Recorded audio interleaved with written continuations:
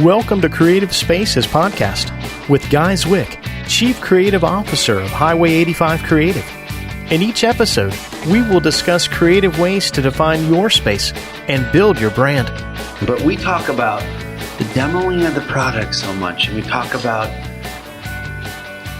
making a splash, and we talk about, getting noticed, the branding and, right. and the experience. You know what I mean? In the end, and you're there to get sales, and whether it's training the sales staff, whether it's like, have I built the certain areas of the experience to really legitimately, sometimes it's so much, because I just met with a client, and it's just like, well, yeah, we get leads. We still can't, it takes a while for them to convert. So, we got to get a set number. And then, we kind of look back 3 years later to see if we've converted any of them.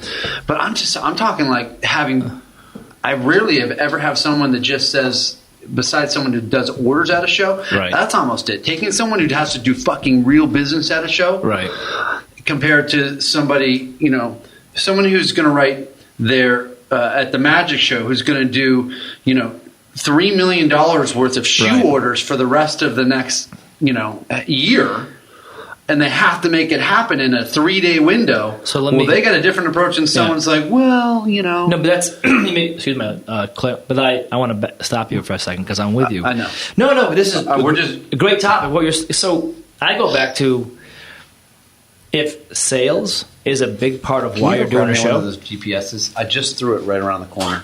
If we're recording, are we recording? We're already live. We're already rolling. Oh, did any of that go through? Yeah, all of it did. Would we use any of that shit? I think so. It's good because let me ask you a question without it just because I think it's important that if this content gets used, we got to say that we didn't even have a subject right now. You asked me, like, hey, what's on your mind? And I'm just telling you, based on some other influences and me in my office not having any traditional sales, zero, and everything's built around sales, and marketing helps you, and the brand awareness helps you, and social helps you. But in the end, it's a person, and closing a deal and making a relationship, but actually closing, not just talking to somebody, making sales is what every company has to do to survive. It's almost like you're adding in that GPS kit, you're adding another. We have that main. Oh, well, we have. That's why I asked him to go grab it, because we have our little. I'm just going to use it, but. Do you know where I'm going with this, right? Like, for example, before you even go to the show, because I'll give you an example, right? If I'm a guy and I spend $10,000 for my company to be a sponsor at a larger sort of trade show, I'm sponsoring this event. I'm one of 8 sponsors here. It cost me $10,000 to have a 6-foot table and a table drape and a couple signs. Is it worth it? Well, it's worth it if I can have 5 conversations and 10 sales, right? And so then again, there's some trade shows, like several of your clients in the warehouse, they do 30 to 50 shows a year, and the philosophy and strategy behind those pop-up type trade shows are a little bit different than, say, the show that you're going to do with me in Los Angeles in September, a 20 by 20. I mean, ultimately, you are talking about sales, but before you get to sales, you have to actually have meaningful conversations with the people that you're trying to get on the hook. And so some people, when the sales cycle is 18 months plus, trade shows are a great opportunity to push those conversations forward. And so you'd want to build a booth that showcases your skills, but also has a place where you can sit down inside and meet, which is what that booth's going to be about. But these are the questions you have to ask, right? It is. It definitely. And I want to take it abstractly to another place, and that is as we're designing a new space or rental exhibit or the experience at a show, is everything you're doing in there measured to creating sales? And I think you should take a good hard look. If you're adding a lot of fluff in areas because it feels good but maybe it's got some brand awareness or it's cool, but it on the bottom line isn't helping you to convert sales, and that definition of converting sales can be slightly different for different people, but you got to maximize that space. And sometimes when we're having these meetings, I'm being honest with you that the salespeople are the last thought that we have in these design meetings and discussions of successful planning of the trade shows. Because it's just like, well, yeah, it's obvious. We're here to get leads and get sales. That's the given. Right. But why is everything we're doing not measured to, are we? And this is where things break down big time. Remember that conversation we had with Nexus 21? Yes. And they were very, very tight in integrating the post-show leads into an ongoing comms plan, and they are an exception to the rule. We both have had clients, high tech, consumer oriented, that say the right words, but there's a big gap between going to a trade show and then doing something with that stack of leads. Because are those leads? Everything about the trade show itself has to lead to, if the goal is to have 10 conversations with people we can push further down into the pipeline, then the booth itself, the pre-exhibit communications, all that has to lead to it. But what's happened in the industry, and you know more than a lot of people, is people show up and they look pretty and they check a box and their CMO likes it and the CEO likes it.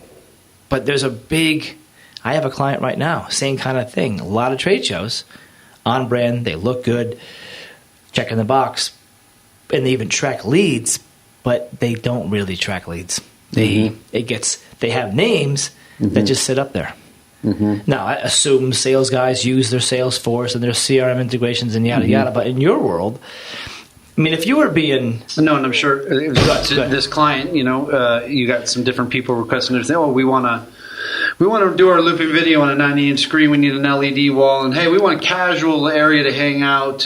We don't like this bar height tables, and hey, our demos needs some better, bullet point branding around it for the people that are walking around." And they tell you all these things, and it all makes a lot of sense. Does everybody ever come back and say, "Hey, did that casual seating compared to the bar height seating actually convert any more traffic?"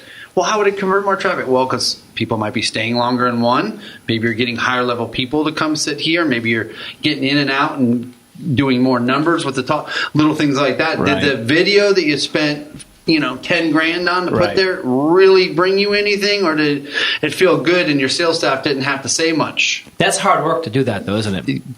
And as you're talking, I'm thinking the same thing. I've been around clients where those questions are asked, but they're not really followed up on. And it's like, okay, yeah, if you have that person, you're talking to them 20 minutes longer, and yeah, there's an event you sponsor that you can invite them there. Just doing it is one thing, but the critical part is, did it work? And you really have to be honest with yourself and say, okay, no, you have to do a lot of work to find out whether or not it was effective or not, right? It's hard. And Scott, I don't have all the answers. No, I know. But this is the stuff, when you asked me this question, this is what I think about all the time. When I go to appointments, you just brought up Nexus. I just met with them on CEDIA. I just met with 2 other clients on their shows coming up. I have another one in my office yesterday where we're finishing all the graphics for their exhibit and the messaging and all that. And I'm constantly analyzing every day how they could do something better, how I could do something better, or what aren't we asking and what aren't we checking off? And, you got to have, that's a whole nother subject. If you want to be a good trade show manager or be a good, marketer / sales team at these events, man, you got to have some passion behind it. You got to really put some critical thinking into it, or, you want to be a rock star. Now, and also, so it almost boils down to this. Yes, you have to have it well thought out and have to have some, guts and passion. But you also have to have corporate buy-in. If they're not backing you up on what you're doing, they're not going to give you the resources to actually do it. To use Nexus 21 as an example, they remember the podcast we talked. They said right after the show was done, while they're still there, questions were asked. Did this work? Did this not work? And they took these leads, and they did something with these leads according to a pre-show plan they already had. Thank you for listening to Creative Spaces Podcast. For more information about Highway 85 Creative, visit us at highway85creative.com.